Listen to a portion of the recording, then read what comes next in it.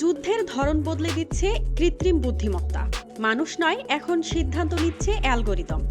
Drone ও স্বয়ংক্রিয় AI অস্ত্র ব্যবহারে যুদ্ধক্ষেত্রে যেমন প্রযুক্তিগত সুবিধা বাড়ছে, তেমনি বাড়ছে মানবিক ও নৈতিক প্রশ্ন।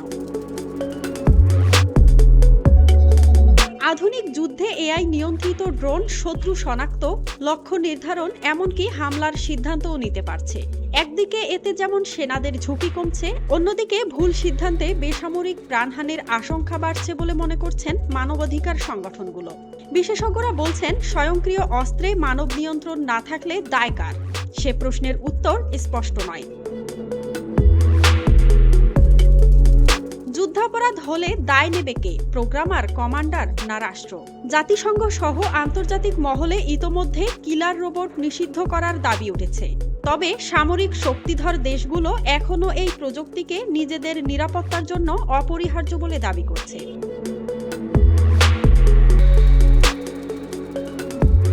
বিশ্লেষকদের মতে, প্রযুক্তির অগ্রগতির সঙ্গে সঙ্গে যুদ্ধ আরও ভয়ঙ্কর ও নির্দয় হয়ে উঠতে পারে, যদি না এখনই আন্তর্জাতিক নীতিমালা ও নৈতিক সীমারেখা নির্ধারণ করা না হয়। এআই কি যুদ্ধকে নিরাপদ করছে, নাকি মানবতাকেই ঠেলে দিচ্ছে নতুন সংকটের দিকে? এই প্রশ্নের উত্তর খুঁজছে বিশ্ব। মাঝহাবিন মৌ, ডেস্ক রিপোর্ট, RNB নিউজ।